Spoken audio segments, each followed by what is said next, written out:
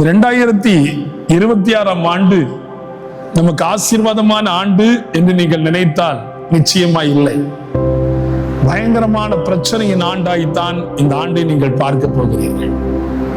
ஆனா ஒண்ணு சொல்கிறேன், நமக்கு ஆசீர்வாதம் யாருக்குன்னா, வேதத்தை ஆராய்ந்து முழங்காலில் ஜெபித்து அவருடைய பாதத்தண்டையிலே சார்ந்திருந்து ஆலயத்தின் காரியங்களில் வைராக்கியமாய் பிடித்திருந்து தேவனுக்கு செய்ய வேண்டியதை சரியாய் செய்து நாம் வாழ்ந்து கொண்டு வந்தால் நிச்சயமா நமக்கு அது ஆசீர்வாதமா ஆண்டு. எத்தனை பேர் நம்புறீங்க?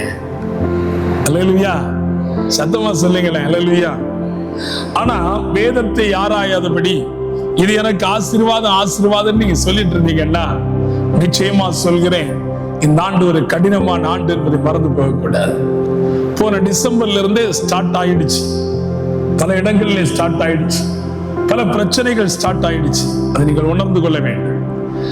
நான் தேவ சமூகத்திலே காத்திருந்த போது, ஆண்டவரே இந்த ஆண்டினுடைய ஒரு வாக்குத்தத்தமான வார்த்தை எனக்கு கொடுக்க வேண்டும் என்று சொல்லி கிட்டத்தட்ட 3.5 மாதமாய் நான் போராடினேன். கொடுக்கவே இல்லை. ஆனா டிசம்பர் மாதம் 1ஆம் தேதியிலிருந்து வைராக்கியமாய் ஆண்டவரே எனக்கு கிடைக்கணும் அப்படின்னு சொல்லி போராடின போது 8ஆம் தேதி அன்று ஆவியானவர் எனக்கு தெளிவாய் ஒரு வார்த்தையை உணர்த்தினார். அந்த வார்த்தையை நான் எடுத்து பார்த்த போது மிகுந்த மகிழ்ச்சி அடைந்தேன். ஏனென்றால் வாக்குத்தத்தமானது தேவன் கொடுக்கப்படும் போது அவருடைய வாக்குத்தத்தத்தை நிறைவேற்றும்படியாக மனிதர்களாகிய நம்மை கர்த்தர் உருவாக்கின போலாலும் அவருடைய கரம் நம்மிடத்தில் இல்லை என்று சொன்னால் அந்த வாக்குத்தத்தம் நிறைவேறுவது இல்லை. அல்லேலூயா. ஆக எனக்கு ஒரு பெரிய சந்தோஷம் உண்டு. பல மாதங்களாக ஜெபித்து கிடைத்த அந்த வார்த்தை அநேகருக்கு அது பிரயோஜனமாய் மாறும் என்று சொல்லி நான் நம்புகிறேன், விசுவாசிக்கிறேன். அல்லேலூயா, அல்லேலூயா, அல்லேலூயா. உன்னுடைய திருச்சபையிலிருந்து தான் கனடாவிலிருந்து ஒரு பிரதர் இருக்கிறாரு, சுபு, தெரியுமா? இந்த திருச்சபை தான், கிருஷ்ணபர் நகர் திருச்சபை தான். யாருக்காவது தெரியுமா? சுபு பக்கம் தான் வீடு இருக்குது, நான் வந்திருக்கிறேன். சுபு என்கிற ஒரு தம்பி உங்களுடைய திருச்சபையில் தான் கனடா தேசத்தில் இருக்கிறார்கள். உண்மையிலேயே ஒரு தம்பி இறந்துட்டார். ஆக உண்மையில அவருடைய ஊழியத்தை நான் ரொம்ப கவனிச்சிருக்கிறேன். இந்த சபையிலிருந்து உருவான ஒரு வாலிபன் அந்த இடத்துல குடும்பமாய் இருக்கிறார்கள், நல்ல ஆசீர்வாதத்தோடு இருக்கிறார்கள். அங்க இருக்கிற எந்த ஊழியத்தை பார்த்தாலும் சிபுடைய தலையை காணும். நான் போன இடங்கள்லாம் சிபு நின்று இருப்பாரு. எங்க என்ன வேணுமானாலும், ஆக்சுவல் சொல்ல போனால் உணவு சமைக்கிற இடத்துல இருந்தாலும் அவர் நிற்பார், ஊழியத்தின் பாதையில மேலனால் நிற்பார். அப்படி பயன்பட்ட ஒரு மனிதர் உங்களுடைய திருச்சபையிலிருந்து அங்க இருக்கிறார்கள். ஏனென்று சொல்கிறேன் என்றால், தேவ சமூகத்திலே அவ்வளவு வைராக்கியம் நிறைந்த ஒரு திருச்சபை என்கிறதை நான் மனப்பூர்வமாக எண்ணுகிறேன். ஏன்னா உங்க ஜபத்தெல்லாம் கேட்டு நான் பயந்துட்டேன். அல்லேலூயா. இவ்வளவு ஜப வீரர்கள் இங்க இருக்கிறாங்க, அதுவும் கொஞ்சம் நிறுத்துவாங்களா? 15 நிமிடத்துக்கு மேல ஜபம், எப்படி ஆசீர்வாதம்! இந்த ஜப வீரர்களை தான் எதிர்பார்க்கிறோம். நிச்சயமா முதல்ல சொன்னேன், குமரி மாவட்டம் இன்றைக்கு எழுப்புதலை தீயை பற்றி எரிகிறது என்றால், உலகம் முழுவதிலும் குமரி மாவட்டத்திலிருந்து கடந்து போன அந்த ஆசீர்வாதம் பற்றி எரிகிறது என்றால் ஜபம், வயோதிபருடைய ஜபம். இனி வாலிப உள்ளங்களும் விடக்கூடாது. இன்னைக்கு நிறைய வாலிப உள்ளங்களே எனக்கு தெரியும். ஒரு அருமையான பிள்ளை மஸ்கட்ல இருக்கிறாங்க, நெய்யூரை சார்ந்தவங்க.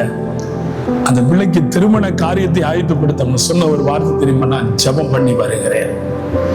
எனக்கு ஆண்டவர் தெளிவாய் பேசாமல் எனக்கு ஆச்சரியமா இருந்தது.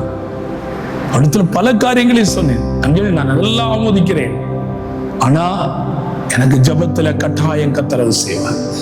இன்னொரு அருமையான டாக்டர் யூகேல இருக்கிறாங்க.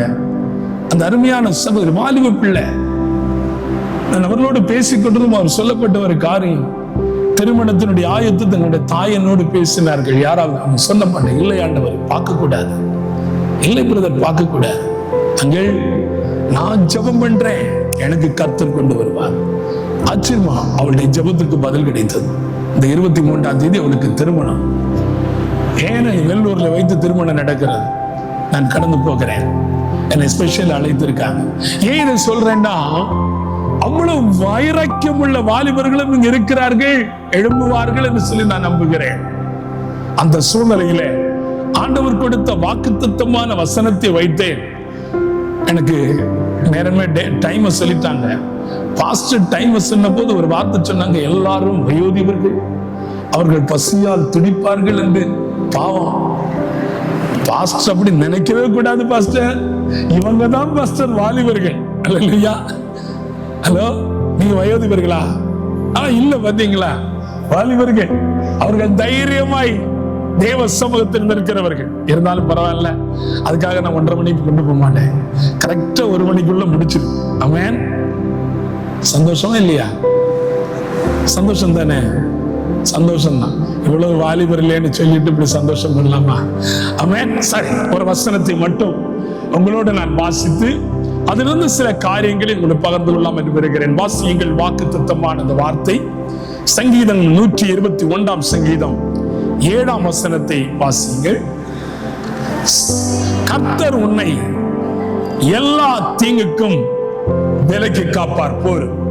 கர்த்தர் உன்னை எல்லா தீங்குக்கும் விலக்கி காப்பார். எத்தனை பேருக்கு சந்தோஷம்? ஆமென். ரொம்ப நல்ல வார்த்தை இல்லையா? கர்த்தர் உன்னை எல்லா தீங்குக்கும் விலக்கி காப்பார். இந்த ஆண்டு முதல் உபவாச ஜெபத்தில் வந்திருக்கிற உங்களை பார்த்து என் ஆண்டவர் சொல்கின்றார், இந்த 52 வாரங்களும், அது ஒரு வாரம் போயிடுச்சு, 51 வாரம் நாளையில் இருக்கு, உங்க வாழ்க்கையில ஒரு தீங்கும் வராதபடி பாதுகாப்பார். பிரச்சனைகள் ஒரு பக்கம் வரலாம், நெருக்கங்கள் ஒரு பக்கம் வரலாம், சோதனைகள் ஒரு பக்கம் வரலாம், துன்பங்கள் ஒரு பக்கம் வரலாம், உபத்திரவங்கள் இன்னொரு பக்கம் வரலாம், சாத்தானுடைய கிரியைகள் நமக்கு விரோதமா எழும்பலாம், பொல்லாத ஆவிகளுடைய போராட்டங்கள் நமக்கு இருக்கலாம், இப்பிரபஞ்சத்தின் லோகாதிபதிகள் நமக்கு விரோதமாய் எழும்பலாம். ஆனால் ஆண்டவர் சொல்கின்றார், இதைவிட மனிதர்கள் உங்களுக்கு விரோதமா எழும்பலாம். இந்த போராட்டத்தை எல்லாம் நம்ம ஜெயிச்சிடலாம். ஆனா ஒரே ஒரு போராட்டத்தை ஜெயிக்க முடியாது. என்ன போராட்டம்? நீங்களும் நானும் பேசணும், ஏதோ உபவாசம். என்ன போராட்டம்? மனித போராட்டம். என்ன போராட்டம்? உண்மைதானே? உண்மைதானே? மனித போராட்டம். ஒரு அருமையான பக்தன் வில்லிக்கிரகம் சொன்னார், வேதத்திலே நிறைய கண்கள் உண்டு, ஆனா ஒரே ஒரு கண்ணை மட்டும் விடுதலை இல்லாமல் பார்த்து கொண்டிருக்கிறார். அது என்ன கண்ணு? நீங்களே சொல்லுங்க, அது என்ன கண்ணு? தெரியாதா? நிறைய கண்கள் விடுதலை கொடுக்கிறது, ஆனா ஒரு கண்ணுக்கு மட்டும் விடுதலை இல்லையா? எந்த கண்ணு? சிரிக்கிறீங்க? எந்த கண்ணுமா? சொல்றாங்க ஒன் கண். ஒன் கண். இந்த ஒன் கண்ணுக்கு பிசாசு கூட விரட்டலாமா? ஆனா ஒன் கண்ணுக்கு விடுதலை அவர் சொன்னாரு. எப்படி சொன்னாரு எனக்கு தெரியல. அவ்வளவு மனித போராட்டம் இந்த உலகத்திலே கடந்து வரலாம். ஆனால் அத்தனை போராட்டங்கள் மத்தியிலே ஆண்டவர் உங்களுக்கு கொடுக்கிற வாக்குறுதி, உன்னை எல்லா தீங்குக்கும் விலக்கி காப்பார். ஆமென். விலக்கி காக்க வேண்டும் என்றால் நிச்சயமாய் அவருடைய அதிசயம் நமக்கு தேவை, அவருடைய கிருபை நமக்கு தேவை, அவருடைய அற்புதம் நமக்கு தேவை. லூக்கா 5 அதிகாரம் 26 வசனத்தை வாசியுங்கள். லூக்கா 5 அதிகாரம் 26 வசனத்தை வாசியுங்கள்.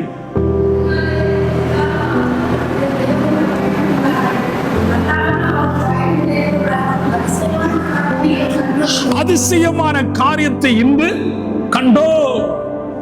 வாக்குத்தத்தம் நிறைவேற வேண்டும் என்றால் கர்த்தர் உன்னை எல்லா தீங்குக்கும் விலக்கி காக்கும் போது நீ காண்கிற முதல் காரியம் அதிசயம். அல்லேலூயா. அல்லது ஆச்சரியம். ஒரு ஆச்சரியமான காரியத்தை கர்த்தர் நமக்கு தருகிறார். ஆச்சரியமான வாழ்க்கை கர்த்தர் நமக்கு தருகிறார். தாவீது இந்த சங்கீதத்தை எழுதும் போது அவர் ரொம்ப மைனூட்டா அது கவனிச்சு எழுதியிருப்பான்னு நினைக்கிறேன். ஏன்னா கர்த்தரிடத்தில் எனக்கு ஒரு உதவி வரணும் அவன் கேட்கிறான். உதவி வேணும். உதவி மட்டும் அவன் கேட்கல, எனக்கு ஒரு பாதுகாப்பு, ப்ரொடெக்ஷன் எனக்கு தேவை என்கிறார். ஒரு பாதுகாப்பு எனக்கு தேவை. இந்த பாதுகாப்பு இல்லை என்று சொன்னால் நான் அரசவையிலே நிற்க முடியாது. பாதுகாப்பு இல்லை என்று சொன்னால் இந்த ஆண்டிலே நான் போக முடியாது, இந்த ஆண்டிலே நான் நடக்க முடியாது என்ற நிலை நமக்கு நிச்சயமாகவே ஆண்டவர் தெளிவாய் சொல்லுகிறார், உங்களுக்காகத்தான் இந்த சங்கீதத்தை தாவீது எழுதியிருக்கிறார். நம்ம பயணம் போகும்போது முதல்ல வாசிக்கிறது இந்த சங்கீதம் தான் இல்லையா? எல்லா போதகர்களும் மேக்சிமம் யாராவது பயணம் வெகு தூரத்தில் போகிறதா இருந்தா இந்த வசனத்தை தான் வாசிப்பேன். எனக்கு ஒத்தாசி வரும் பர்வதங்களுக்கு நேராக என் கண்களை ஏறெடுக்க சொல்லி உன் போக்கையும் வரத்தை இது முதற் கொண்டு என்னடைக்கு காப்பார் என்று தெளிவாய் நாம் சொல்லி அனுப்புகிறோம். காரணம், இந்த வார்த்தை அநேகருடைய தீங்கை மாற்றுகிறது என்பதற்கு அடையாளம். அநேகருடைய தீங்கு மாறுகிறது, அதிசயத்தை காண செய்கிறது. ஒரு அதிசயமான கிருபைகளை நமக்கு ஆண்டவர் கொடுக்கிறார் என்பதற்கு எந்த சந்தேகமும் இல்லை. அல்லேலூயா, அல்லேலூயா. பிரச்சனை இந்த உலகத்துல இருக்குமா இல்லையா? இருக்கா இல்லையா? நமக்கு எல்லாருக்கும் பிரச்சனை இருக்கு இல்லையா? நான் கன்வென்ஷன் பிரசங்கம் பண்ண மாட்டேன், சர்வீஸ் பிரசங்கம் பண்ணல. நான் இப்போ உபவாச ஜெபத்துக்கு பண்ணிட்டு இருக்கிறேன். அவன் டீச்சிங் மாதிரி தான், அவன் நீங்களும் நானும் பேசணும், அதுக்காக தான் பேசுறேன். அல்லேலூயா, அல்லேலூயா. நமக்கு பிரச்சனையே இல்லைன்னு சொல்றதெல்லாம் கையை தூக்குங்க. எல்லாருக்கும் பிரச்சனை இருக்கு இல்லையா? பிரச்சனை வரணும்னு ஜெபம் பண்றீங்களோ இல்லையா? நிறைய பேர் ஜெபம் பண்றது, ஆண்டவரே எனக்கு ஒரு பிரச்சனையை தாருமப்பா, எனக்கு ஒரு வேதனையை தாருமப்பா, எனக்கு ஒரு கண்ணீரை தாருமப்பா சொல்லிட்டு சொல்றாங்க. அதனாலே நான் கொஞ்சம் கூட உண்மை நெருங்குகிறேன் என்று ஜெபம் பண்ணுவாங்க. மூடத்தனமான ஜெபம். பிரச்சனை நமக்கு தேடி வந்து ஆட்டோமேட்டிக்கா நீ கேட்காமலே தேடி வரும் இல்லையா? ஊழியக்காரங்களுக்கு பிரச்சனை இருக்கா அப்படின்னு ஒரு கேள்வி இன்னைக்கு எழும்பி இருக்குது. எல்லாரும் என்ன நினைக்கிறாங்கன்னா, ஊழியக்காரங்களுக்கு பிரச்சனையே வராது, பிரச்சனையே வராதுன்னு நினைக்க. ஏன்னா அவங்க ஊழியத்தில் இருக்கிறாங்க, அவங்க நல்ல ஜெபம் பண்றாங்க. ஹலோ, விசுவாசிக்கு பிரச்சனையே வராது. பிரச்சனையே யாருக்கு இருக்குது? ஊழியக்காரனு தான். இதுக்கு உடனே கேட்பீங்க, ஒரு நல்ல ஜெபம் பண்ற ஆள் தானே, அவருக்கே இந்த பிரச்சனை வரணும், அவருக்கே இந்த வியாதி வரணும், அவருக்கே இந்த துன்பம் வரணும்னு நம்ம கேட்கிறோம். நான் சொல்றேன், உங்களுக்கு பார்க்கறது, நீங்க பார்க்கறது ஒரு பிசாசு தான், நாங்க பார்க்கறது கூட்டமா பார்க்கிறோம். உங்களை ஒரு பிசாசு தான் எதிர்ப்பான், எங்களை கூட்டமா எதிர்ப்பான். இந்த கூட்டத்தை எல்லாத்தையும் முறியடிக்கிறதுக்கு உள்ள இல்லையா? அதான் பிரச்சனையே. நிறைய பேர் நினைக்கிறது உண்டு, பிரச்சனை வர வர வர வர நமக்கு வேதனை. நான் சொல்றேங்க, பிரச்சனை ஏன் உங்களுக்கு வருது தெரியுமா? மற்றவருடைய பிரச்சனைகளை உங்களுக்கு காண்பிக்கும்படி ஆண்டவர் சில வேளை பிரச்சனை வைப்பார். மற்றவர்களுக்காக ஜெபிக்கும்படி உங்களுக்கு வரும் ஒரு அதிசயத்தை காண செய்கிற ஆண்டவர் முதலாவதாக உங்கள் பிரச்சனையில் அதிசயத்தை காண்பீர். உங்கள் பிரச்சனையில் அதிசயத்தை காண செய்வார். என்ன பிரச்சனை வரட்டும், இந்த ஆண்டு ஒரு அதிசயம் எல்லா தீங்கையும் விட்டு உங்களுக்கு விலக்கி காப்பார். எதிரில என்ன பிரச்சனை இருக்கட்டும் பயப்படாதீங்க, என்ன நெருக்கம் இருக்கட்டும் பயப்படாதீங்க, என்ன கஷ்டம் இருக்கட்டும் பயப்படாதீங்க, கடன் தொல்லைகள் இருக்கும் பயப்படாதீங்க, குடும்பத்துல போராட்டம் இருக்கும் பயப்படாதீங்க. என் ஆண்டவர் நிறைய வசனத்தை சொல்லி இருக்கிறார். ஏசாயா 41:10 அழகா சொன்னார், பயப்படாதே, கலங்காதே, திகையாதே, நான் உன் தேவன், நான் உன்னை பலப்படுத்தி உனக்கு சகாயம் பண்ணுவேன், என் நீதியின் வலது கரத்தினால். உண்மைதானே? உண்மைதானே? அவர் தானே சொல்லியிருக்காரு. அப்ப நம்ம ஏன் பிரச்சனையை குறித்து கவலைப்பட வேண்டும், பயப்பட வேண்டும்? என் பையன் கேட்டா தெரியும், பிரச்சனைன்னு ஒண்ணு வந்தாலும் நெவர், எனக்கு ஒரே ஒரு வார்த்தை இந்த காபூசி, கர்த்தர் பார்த்துக் கொள்வார். என்ன பிரச்சனை இருந்திருந்தாலும் சரி, கண்டுக்கிறதே இல்லை பாருங்க, கண்டுக்கிறதே இல்லை. ஏன் தெரியுமா? பிரச்சனைக்காக நான் போய் பிரச்சனை நினைச்சேன்னா ஊழியம் செய்ய முடியாது, ஊழியம் செய்ய முடியாது. பிரச்சனைன்னு நினைச்சோன்னா நம்ம வாழ முடியாது. பிரச்சனை நினைச்சோன்னா அதிசயத்தை காண முடியாது. இந்த ஆண்டு உன் பிரச்சனைக்கு ஒரு முடிவு வாயிலிருந்து சொல்லாத, எனக்கு இந்த பிரச்சனை இருக்கு, ஆண்டவர்கிட்ட பேசு. மனிதனோடு பேச வேண்டாம். மனிதனோடு பேசினாலும் உங்களுக்கு மறுபடியும் பிரச்சனை. அல்லேலூயா, அல்லேலூயா. என்னடா இவர் வந்த நேரத்திலிருந்தே பிரச்சனையை பற்றி பேசுது? ஏன்னா ஆவியானவர் கொண்டு வருதுன்னா இங்க நிறைய பேரு பிரச்சனையோடு இருக்கேன்னு அர்த்தம். உங்களை பார்த்த ஆண்டவர் சொல்கிறார், அதிசயத்தை காண செய்வார். மோசே என்கிற ஒரு தேவ மனிதன் இருந்தான். மோசேயை குறித்து தெளிவாய் சொன்னப்ப the great baby, இல்லையா? ஒரு நல்ல பேபி, நல்ல ஒரு குழந்தை. எப்படிப்பட்ட குழந்தை? நதி ஓரத்திலே ஒளித்து வைக்கப்பட்ட ஒரு குழந்தை.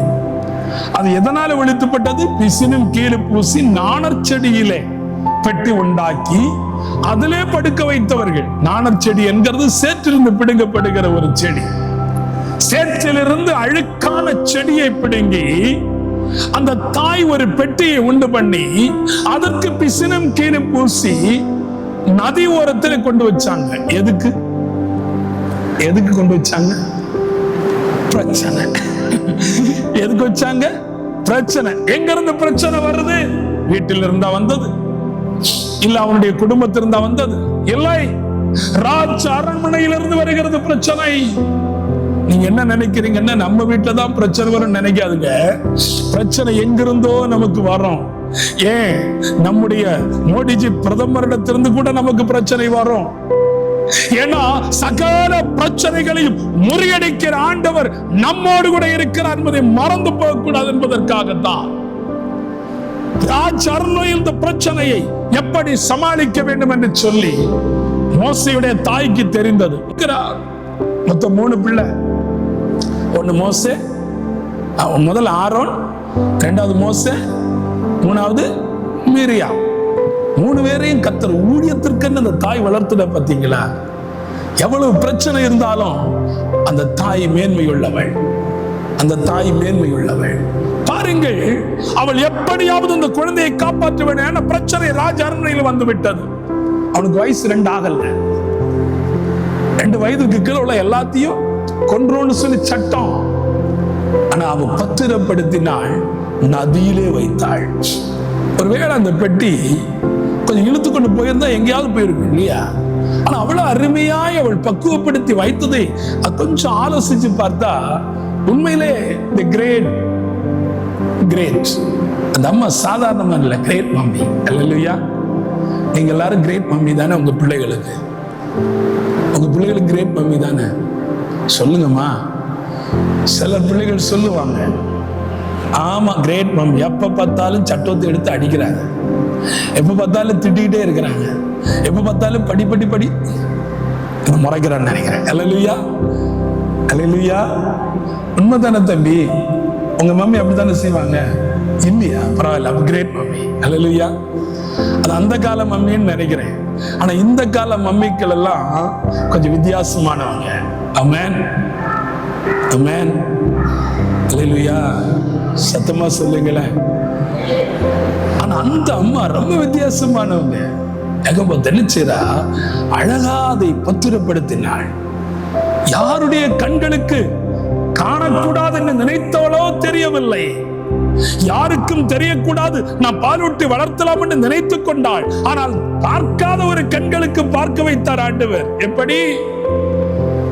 எந்த அரண்மனையிலிருந்து சட்டம் பிறந்ததோ அந்த அரண்மனையினுடைய குமாரத்தினுடைய கண்களுக்கு அந்த பெட்டி பார்வைக்கு வைத்தது. பார்வைக்கு கர்த்தர் கொண்டு வந்தார். ஏன்னா மோசேயை கர்த்தர் ஆரம்பத்திலிருந்து உருவாக்குனதே பிரச்சனையோடு தான் உருவாக்கினாரு.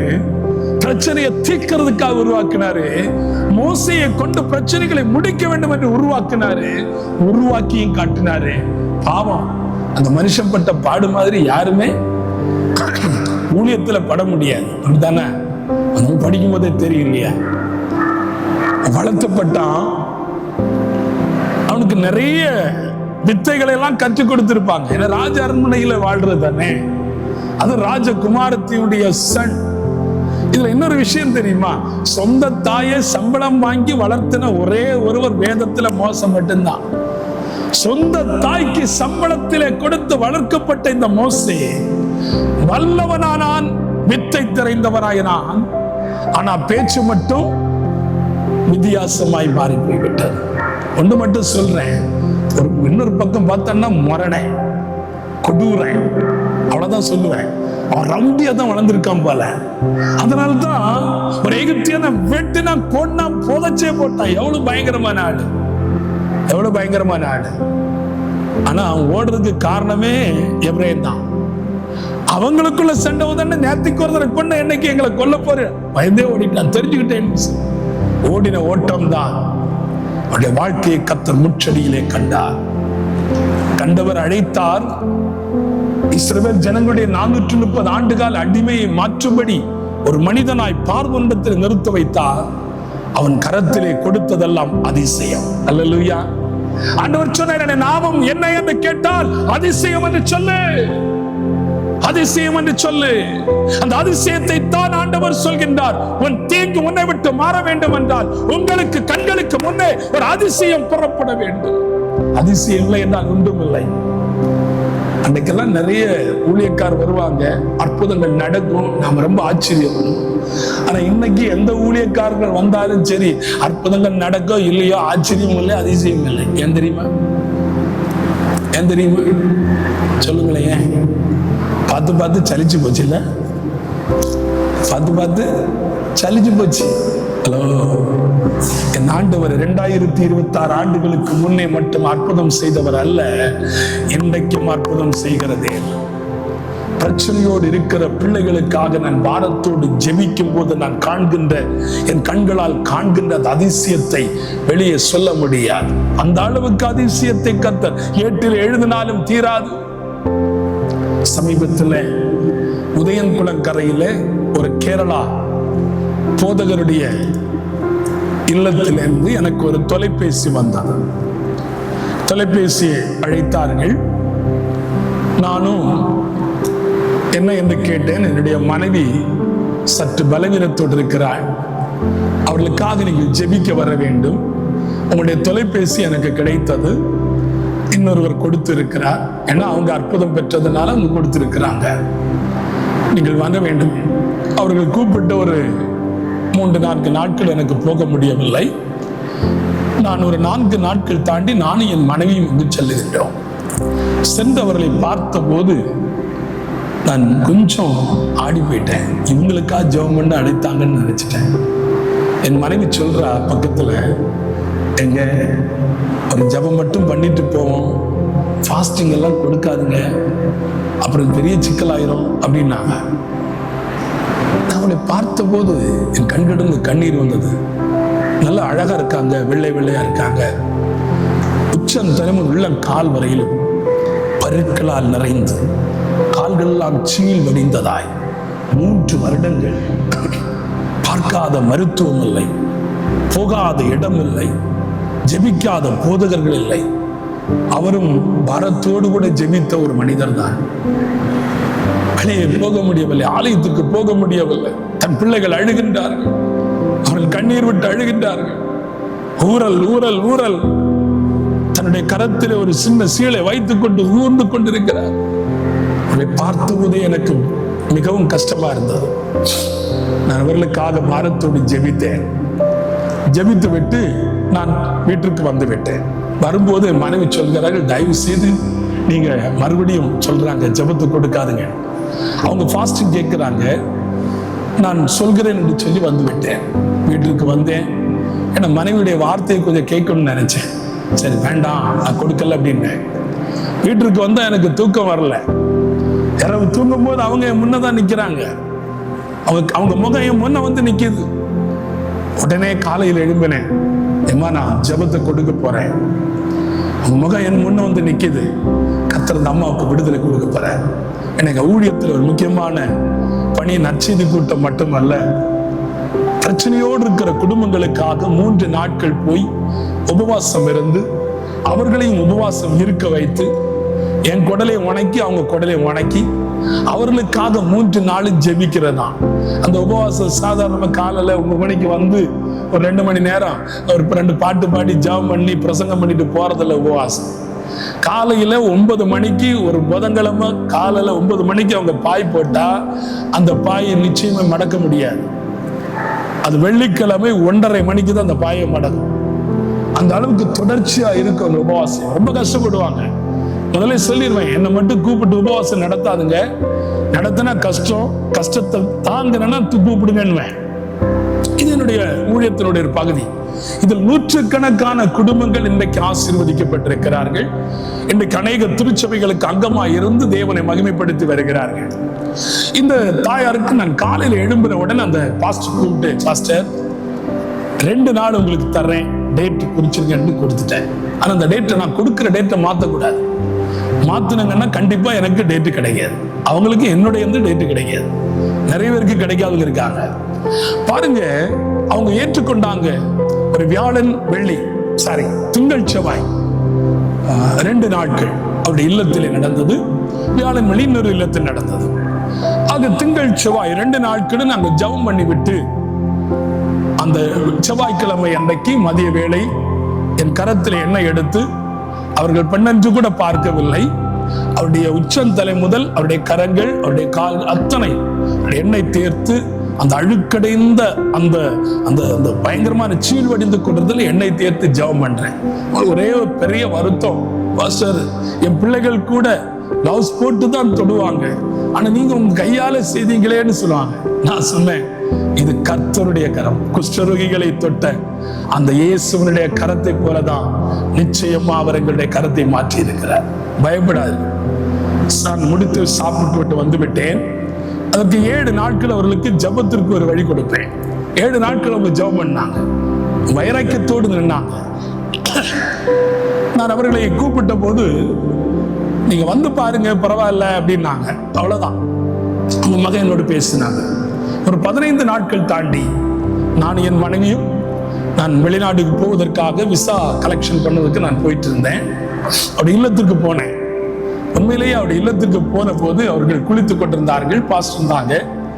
நாங்க அவர்கிட்ட கேட்டு எப்படி இருக்காங்கன்னு, வந்து பாருங்க அப்படின்னாங்க. ஒண்ணுமே சொல்லல. எனக்குள்ள ஒரு கலக்கம், எப்படி இருக்காங்கன்னு தெரியல அப்படின்னு. அவங்க வந்தாங்க, குளித்து முடித்து என்னுடைய மனைவியும் நானும் அதிசயத்தை கண்டோம். அதிசயத்தை கண்டோம்.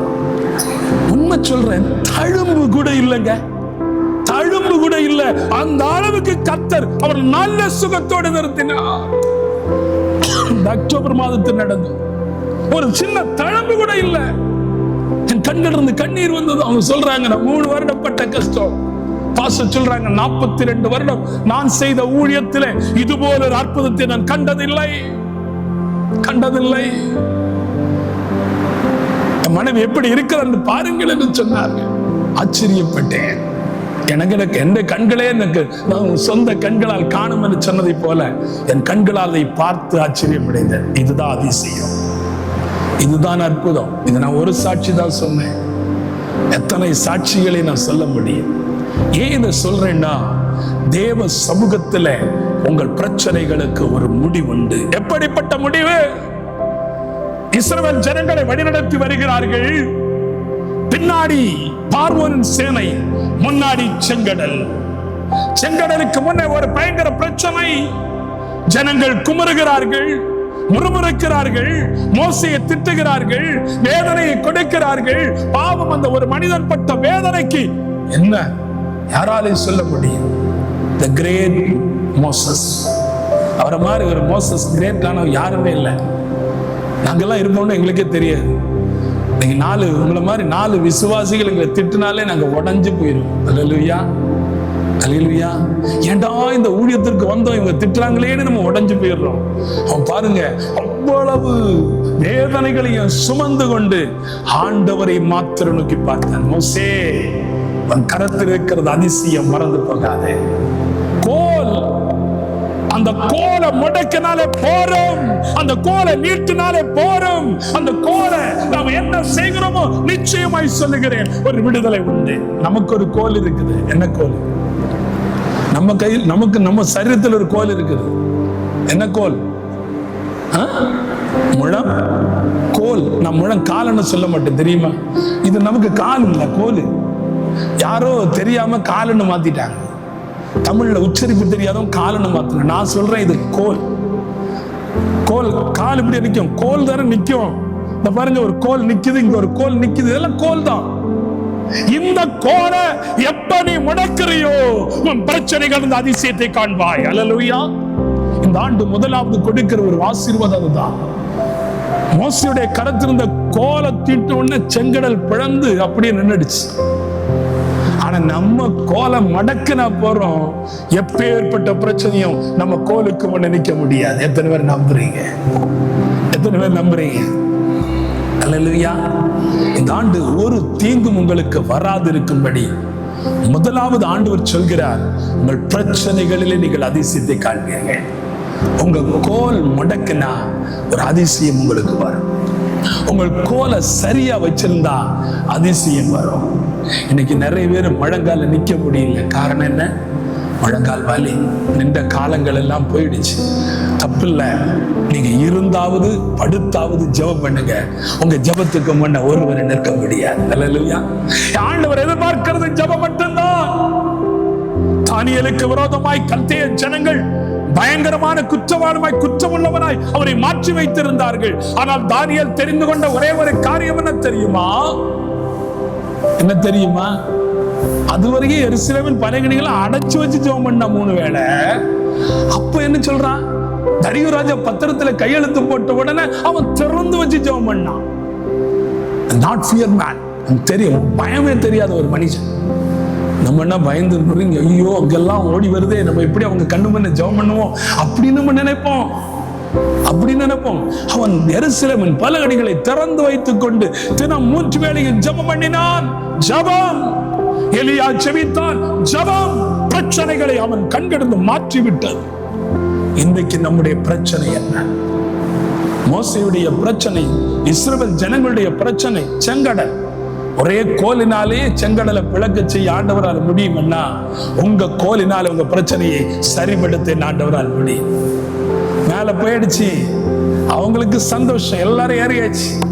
பார்வன் சேனை பின்னாடி தண்டு இழுக்கும் போதாவது சிலருக்கு புத்தி வராது தெரியுமா? சிலருக்கு எப்ப புத்தி வராது? நம்ம பிரச்சனைன்னு பார்த்துட்டு இருக்கிறோம், நம்ம பிரச்சனைன்னு அமைதியா இருப்போம், ஜெபம் பண்ண மாட்டோம். சரிதானே? பார்வன் சேனை அப்படித்தான். பிரச்சனை நிறைய அவனுக்கு வருது, அவனால தண்டு இழுக்க முடியல. அவனுடைய எல்லா விதமான படலங்களும் அப்படியே இழுக்குது. சொல்றாங்க பார்வனிடத்துல, இது கர்த்தர் அவர்களை நடத்தினார், கர்த்தர் நமக்கு யுத்தம் பண்ணுகிறார், தயவு செய்து நம்ம திரும்பி போவோம். இல்ல, சிலருக்கு அப்படிதான். பிரச்சனை வந்துட்டே இருக்கட்டும், வரட்டுமே, அது மாதிரிதான். உண்மைதானே? ஆனாலும் நாங்க ஜெபம் பண்ண மாட்டோம். ஆனாலும் ஜெபம் பண்ண மாட்டோம். பிரச்சனை வரட்டும், ஜெபம் பண்ண மாட்டோம். பிரச்சனை என்ன பண்ணும் அப்படின்னு நம்ம நினைக்கிறோம். ஹலோ, பிரச்சனைன்னு உங்க கண்களுக்கு முன்னால் கண்டா அது அநேகருக்காய், பிரச்சனை உள்ளவர்களுக்காய் ஜெபிக்கும்படி ஆண்டவருடைய ஆயத்தப்படுத்துகிறார். ஜெபிக்க கற்றுக்கொள்ளுங்கள். பாருங்கள், அவர்கள் அத்தனை பேரையும் மூழ்கி போய்விட்டார்கள். நாம் ஜெபிக்காவிட்டால் அந்த பிரச்சனையில மூழ்கி போய்விடுவோம். வேதனைகள் நமக்கு வந்து சேரும். இந்த ஆண்டு என்ன பிரச்சனை இருந்திருந்தாலும் வைராக்கியமா இருக்க. அவங்களுக்கு ஒரு பிரச்சனையா, 2 பிரச்சனையா, 3 பிரச்சனையா? ஒரு பிரச்சனை முடிஞ்சாச்சு, அங்க போனா தண்ணி குடிக்கும் போது கசப்பா இருக்குது, அடுத்த பிரச்சனை. இன்னொரு பக்கம் சாப்பாடு பிரச்சனை, இன்னொரு பக்கம் இறைச்சி பிரச்சனை, இன்னொரு பக்கம் தண்ணி பிரச்சனை. எவ்வளவு பிரச்சனைகள்! 40 ஆண்டு காலம், 40 ஆண்டு காலம். சட்டை பழசாகவும் இல்லை, செருப்பு கிளியவும் இல்லை. நான் நினைக்கிறேன், 40 ஆண்டு காலம் இருக்கு இல்லையா? இந்த சின்ன தம்பிக்கு இப்போ என்ன 12 வயசு இருக்கும். இந்த 12 வயசுல அவன் போட்ட சட்டை 40 வருஷம் போது அவனுக்கு அது 52 வயசு ஆயிப்போச்சு. இந்த 52 வயசு வரையும் அவன் சட்டை அவன் உடம்புலதான் பழசாக இல்லையா? அப்ப சட்டையும் வளர்ந்துருக்கும்னு நினைக்கிறேன். சட்டையும் இன்னொரு சட்டை மாத்தி போட்டது போல வேதத்துல இல்லை, அதான் ஒண்ணுக்கு வளர்ந்துருக்கும் போல. நான் என்ன நினைக்கிறேன்னா, ஆண்டவருடைய அதிசயங்கள் வித்தியாசமானது. அல்லேலூயா. அற்புதங்கள் வித்தியாசமானது. சில வேளைகள் நாம் தவறு செய்கிறதுல மோசேயும் சில வேளையிலே தவறு செய்கிறான். எல்லாரும் தவறு செய்ய, நோவா கூட தவறு செய்தார். பாத்தீங்களா? பேழையை அடைச்சது, எல்லாத்தையும் உள்ள போய் பேழையை அடைச்சது யாரு? ஆண்டவர். திறந்தது யாரு? அடைச்சது ஆண்டவர், திறந்தது புரியுதா இல்லையா? அடைச்சது ஆண்டவர் தான், திறந்தது நோவா தான்.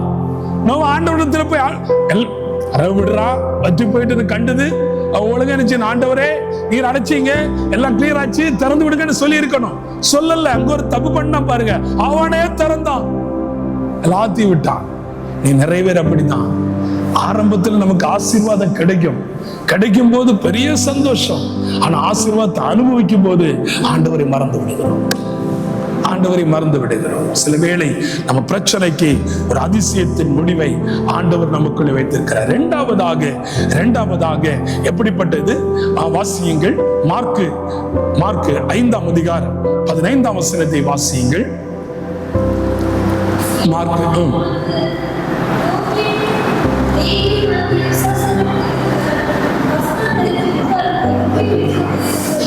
புத்தி தெளிந்தவனாயிருந்தான். இரண்டாவதாக, கர்த்தர் எல்லா தீங்குக்கு நம்மை விலக்கி காக்க வேண்டும் என்றால் நமக்கு ஒரு விடுதலை வேண்டும். விடுதலையிலே அதிசயத்தை கண்டோ. அல்லேலூயா, அல்லேலூயா. சொல்ல மாட்டீங்களா அல்லேலூயா? டைம் மட்டும் பார்க்காதுங்க. அந்த வாட்ச் சரியில்லை, அந்த வாட்ச் சரியில்லை. நான் சொல்றேன், என் வாட்ச் தான் கரெக்ட். கரெக்ட் தானே? ஒண்ணு போலதான் இருக்கு. இப்பதான் சரியா 12:32 பாத்துங்க. அங்க ரொம்ப கூடி போச்சு. 12:40 வருது. நீங்க யாரோ கூட்டி வச்சிருக்கீங்க. அல்லேலூயா. இல்லையோ? உங்க வாட்சில் தப்பா இருக்கா? அந்த வாட்சி தானே தப்பு. கரெக்டா பாருங்க. ஆமா, நான் கரெக்டா முடிப்பேன். பாருங்கள், விடுதலையில் ஒரு அதிசயம். விடுதலையில் ஒரு அதிசயம். எப்படிப்பட்ட விடுதலை? இன்றைக்கு பலவீனத்தோடும் பாரத்தோடும் நெருக்கத்தோடும் இருக்கப்படுகிற பிள்ளைகளுக்கு என் ஆண்டவர் சொல்கிற வார்த்தை, உன் தீங்கிலிருந்து விடுதலை கொடுக்கும்படி தான் நான் உன்னை பாதுகாவலாய் வந்திருக்கிறேன். எந்த தீங்கு வரட்டும், எந்த பிரச்சனை வரட்டும், எந்த நெருக்கங்கள் வரட்டும், எந்த போராட்டங்கள் வரட்டும், விடுதலை உண்டு ஆண்டவர் கொடுக்கிறார். இதிலே விடுதலை முதலாவது வியாதியிலிருந்து மட்டும் விடுதலை அல்ல, பாவத்திலிருந்து விடுதலை. சங்கீதம் 39:8 அழகா வாசித்தால் தெரியும். வாசிங்கள். சங்கீதம் 39:8 வாசிங்க. என் மீறுதல்கள் எல்லாவற்றிலும் இருந்து என் விடுதலையாக்கும். விடுதலை எப்பொழுது வரும்? நம்முடைய மீறுதலிலிருந்து முதலாவது ஆரம்பிக்க வேண்டும். நம்முடைய பாவத்தின் கட்டிலிருந்து ஆரம்பிக்க வேண்டும். நம்முடைய கொடுமையான வார்த்தையை ஆண்டவரிடத்து சமூகத்திலே விட்டு விட்டு ஒரு விடுதலை ஆரம்பிக்க வேண்டும். அப்பதான் மற்றதெல்லாம் வரும். இல்லையா?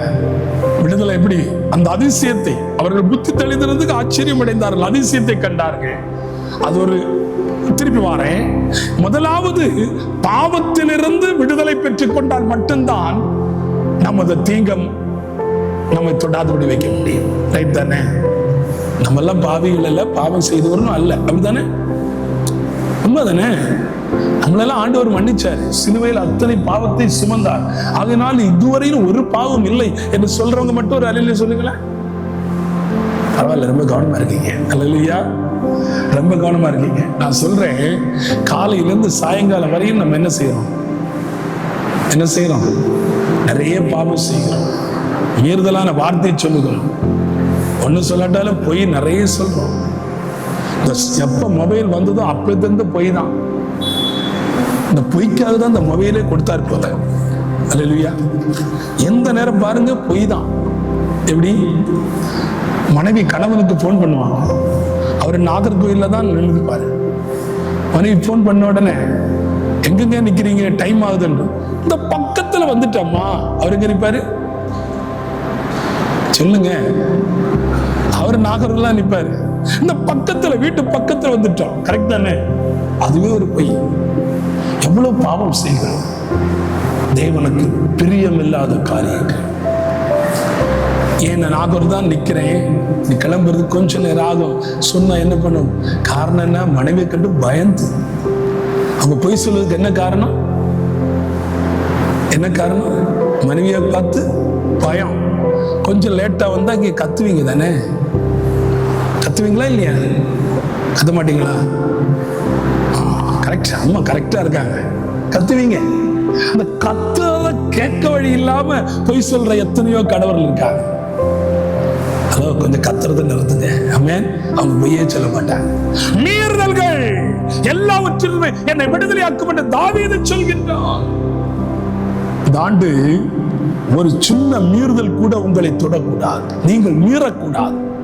அக்கிரம சிந்தை உங்களுக்குள்ளே வரக்கூடாது. பாவம் என்ற கட்டுகள் உங்களை நெருக்கக்கூடாது. வந்தாலே பிரச்சனை. இந்த பாவம் உள்ள வந்தாலே பிரச்சனை ஆரம்பிக்கும். பிரச்சனையை அகற்றுகிற நீங்க அதிசயத்தை காண வேண்டும் என்றால் பாவத்தை விட்டுவிட வேண்டும்.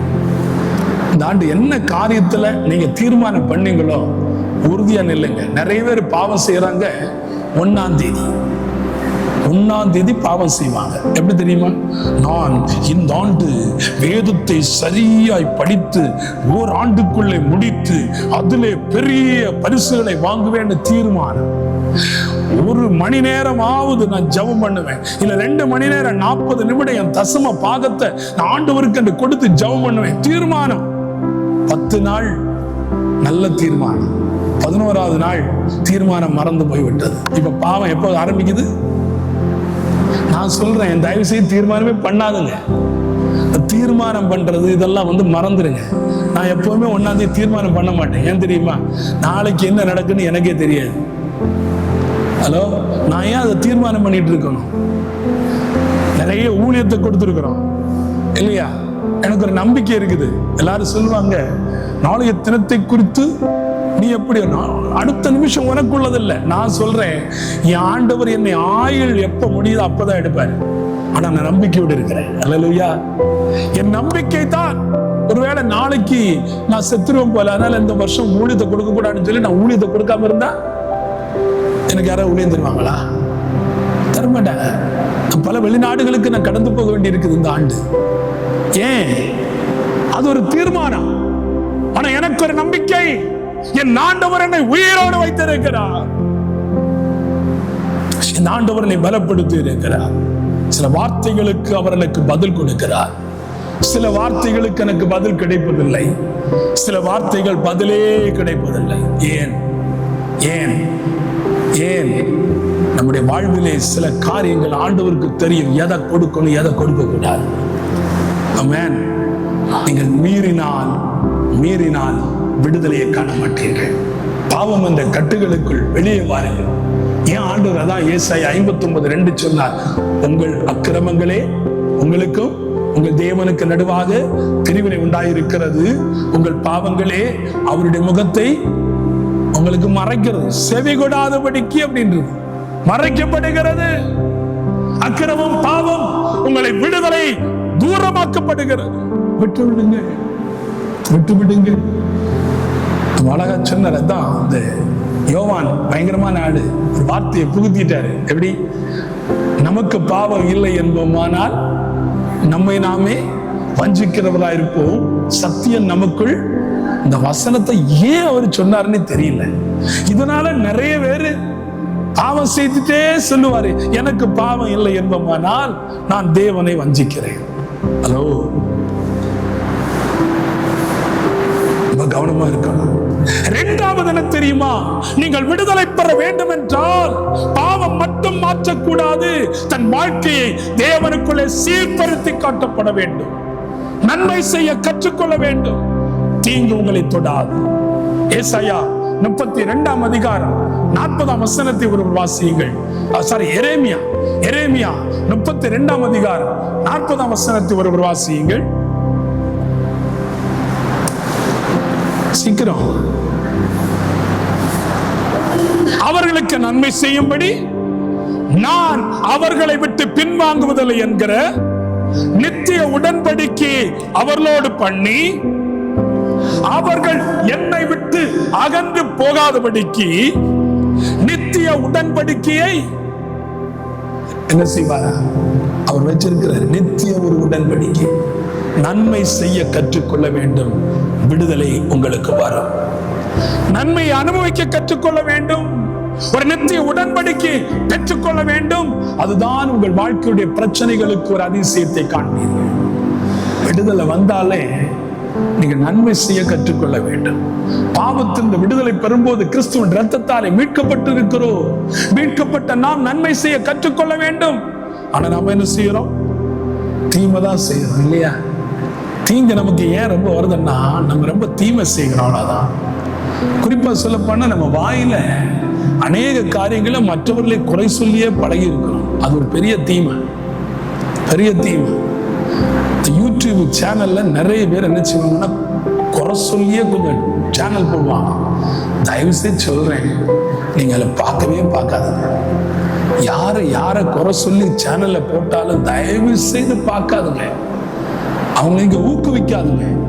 எங்கேயோ ஒரு வார்த்தையை எடுத்து வைத்துக்கொண்டு பிரசங்கம் பண்ணும்போது இடையில ஒரு வார்த்தையை எடுத்து வைத்துக்கொண்டு அவங்க அதை செய்து அவங்க பணத்தை சம்பாதிச்சுட்டு இருக்கிறாங்க. அவங்களுக்கு எக்கச்சக்க பணம். இடையில சார்ல்ஸ் ஒரு நபர் திருந்திட்டேன்னு சொல்லிட்டு வந்துட்டான். ஒரு வாரம் தான் திருந்தின, அடுத்து பார்த்தீங்கன்னா போட்டு இருக்கிறார். ஏன்? பணம் வரலையே. ஹலோ, பணத்துக்காக தேவனுடைய வார்த்தையை விற்கின்ற சில கூட்டம் உண்டு. நீங்கள் அதுக்கு துணை போகக்கூடாது, குறை சொல்லக்கூடாது. நீங்க மற்றவங்களை குறை சொல்றதுனால நீங்க பக்திமான் எண்ணுகிறீர்களோ? இப்போ விசுவாசிகளை யாரும் குறை சொல்ல மாட்டாங்க. குறை சொல்றது யார? சொல்லுங்க, யார? நீங்களே சொல்லுங்க, யாரம்மா? ஊழியக்காரங்களை. கரெக்டா சொல்றாங்க. ஊழியக்காரங்களை குறை சொல்லியே பழகிட்டாங்க. நான் சொல்றேன், நரகத்துக்கு போகாதுங்க. ஒரு உதாரணத்தை சொல்லட்டுமா? உங்க பாஸ்டர் டார்வின் ஐயாவை நான் எடுத்துக்கிறேன். அவர் நல்ல மனுஷன், தப்பே பண்ண மாட்டான்னு எனக்கு நல்லா தெரியும். ஒரு உதாரணம், ஏதோ ஒரு விதத்துல உங்க பார்வைக்கு அவர் ஒரு தப்பு செய்யணும்னு நினைச்சிருங்க. நீங்க என்ன செய்யணும்? போய், ஐயா இப்படி ஒரு காரியத்தை பார்த்தோம், இப்படி ஒரு காரியம் உங்களுக்கு வந்தது, அதை கொஞ்சம் மாத்திருங்கன்னா அவர் மாத்த போறாரு. இவங்க என்ன பண்ணுவாங்க தெரியுமா? இந்த அம்மா தான் பார்த்தது, இந்த அம்மாவுக்கு பொறுக்க முடியல. இந்த அம்மா நேரடியா அந்த அம்மாவிட்ட சொல்லிட்டாங்க. அந்த அம்மாவுக்கு 4 வீட்டுல சொல்லாம இருந்தா தூக்கம் வராது. அந்த அம்மா அந்த பக்கம், அந்த அம்மா அந்த பக்கம், அந்த பக்கம் அந்த பக்கம் எல்லாம் சொல்லி கடைசியில தான் இந்த விஷயம் எங்க வரும்? போதகருக்கு வரும். அதுக்குள்ள போதகர் உணர்ந்து தான் ஒரு தப்பு பண்ணன்னு நினைச்சிட்டு அவர் போய் ஜெபம் பண்ணி மன்னிப்பு கேட்டு பரலோகத்துக்கு போயிட்டாரு. நீங்க எங்க போவீங்க? நீங்க எங்க போவீங்க? நான் உதாரணத்தை தான் சொன்னேன். எங்க போவீங்க? சும்மா சொல்லுங்க. இப்ப சொல்றீங்களா? யாருக்காவது போற சொன்னா சொல்லிட்டே இருங்க. கன்ஃபார்ம், கன்ஃபார்ம் கில், மறந்துடக்கூடாது. கன்ஃபார்ம். ஏன்னா நரகமும் பரலோகம் எங்க இருக்குது? நம்மகிட்ட தான் இருக்குது. வேற எங்கேயும் இல்லை, வேற எங்கேயுமே இல்லை, நம்மகிட்ட தான் இருக்குது. நேரம் ஆயிடுச்சு. நான் சுருக்கமாக தான் முடிக்க போறேன். பரலோகம் நரகம் நம்மிடத்தில் இருக்கிறது. உண்மையாய் இருந்து தேவ சமூகத்தில் இருந்தா உனக்கு பரலோகம் நிச்சயம். என்னைக்கு தேவனுடைய காரியத்தை விட்டு விட்டு தூரமாய் போறியோ அன்னைக்கு உங்க வாழ்க்கையில நரகம் நிச்சயம். மறந்துடக்கூடாது. நான் இந்த ஊழியத்துல ரொம்ப பயப்படுவேன், ரொம்ப பயப்படுவேன். கோபப்படுறதுக்கு பயப்படுவேன், சண்டை போடுறதுக்கு பயப்படுவேன். எங்க வீடு ஒரு சந்தோஷமான வீடு, சந்தோஷத்தை மகிழ்ச்சியை நாங்க கொண்டாடுகிற வீடு, ஒரு ஹாப்பி ஃபேமிலியா கத்தனைகளை வச்சிருக்கிறாருன்னா அந்த பயம்தான், அந்த பயம்தான். எங்க வீடு எல்லாரும் சேர்ந்து இருந்தோம்னா அவ்வளவு சந்தோஷம். சில குடும்பத்துல அப்பா வெளியே போச்சோன்னா எப்படா வரவே கூடாது, அவர் அங்கேயா இருக்கட்டும். எங்க வீட்டுல அப்படி இல்லை, எப்ப வரீங்கன்னு. 2வது பையன் ஒரு 15 நாள் பொறுப்பான், 16வது நாள் எப்ப வர்றீங்கன்னு எண்ணுவான்.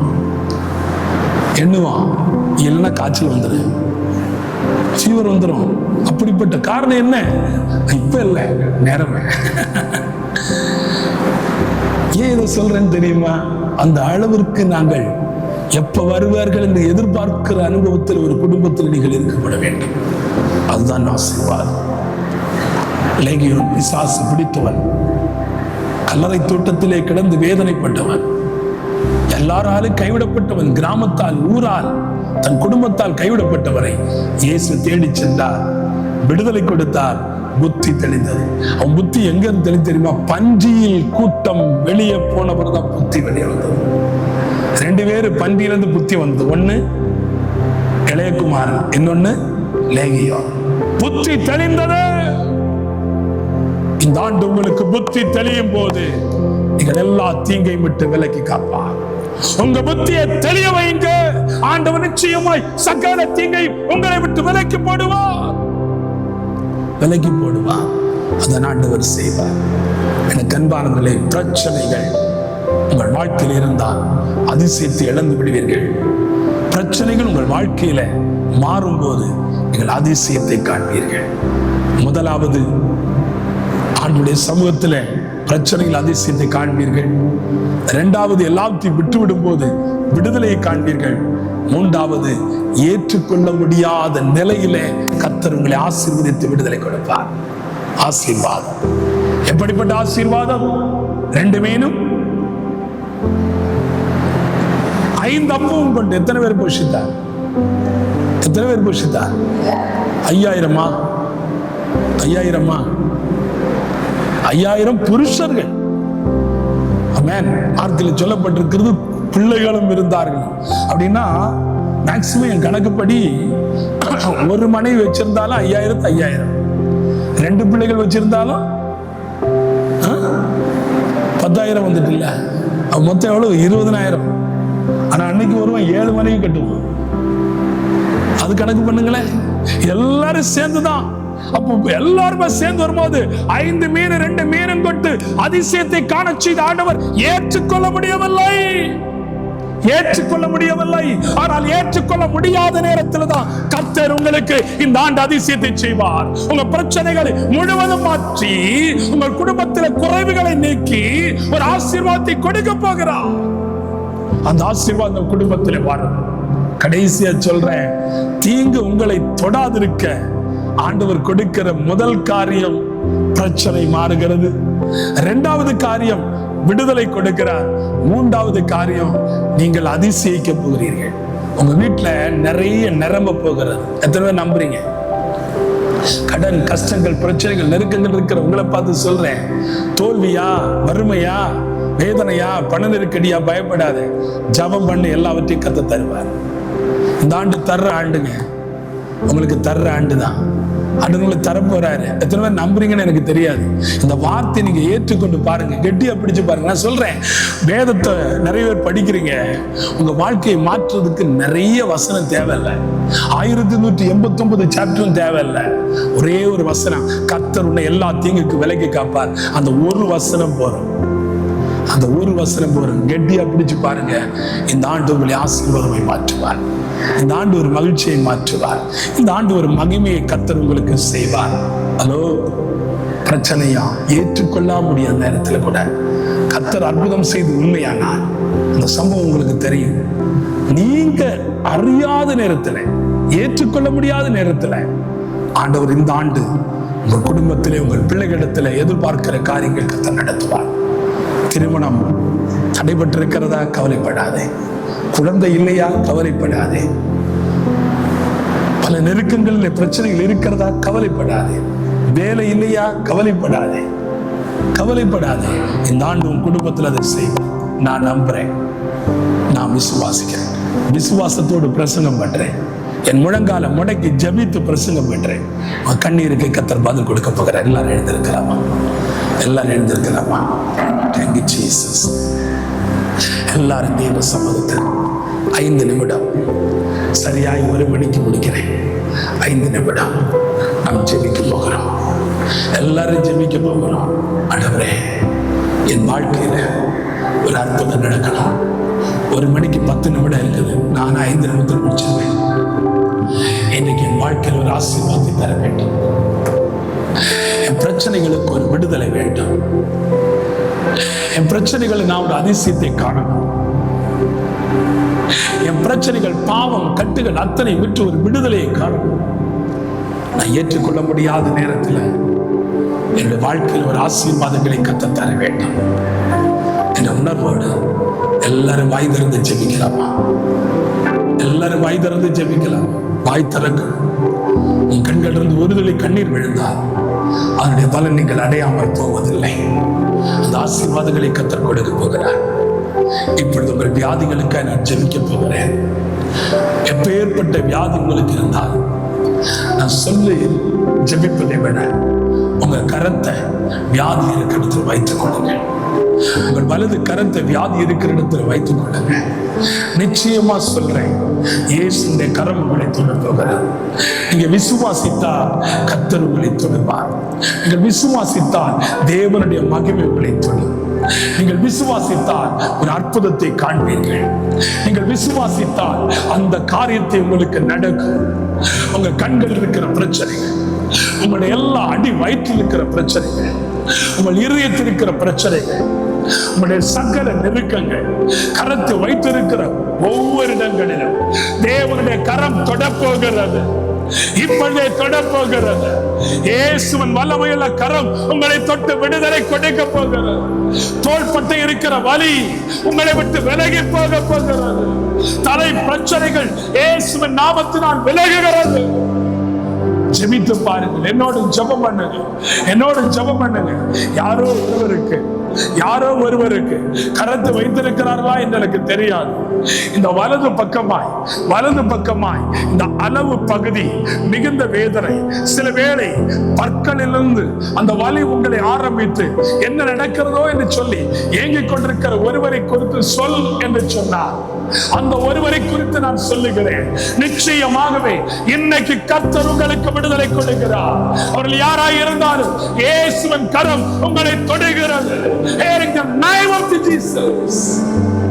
தகப்பனே, வியாதிப்பட்ட அத்தனை பிள்ளைகளை கர்த்தர் தொடுவதா. கிம்ஸ் மருத்துவமனையில் இருக்கிற மகனுக்காக ஜெபிக்கிறோம். என் ஆண்டவருடைய கரமகனை தொட்டு விடுதலை கொடுப்பதா. ஒவ்வொரு மக்களுடைய வியாதிகள், இந்த திருச்சபையின் குடும்பங்களுடைய வியாதிகள், பிரச்சனைகள் இயேசுவின் நாமத்தினாலே வெளியேறுவதாக.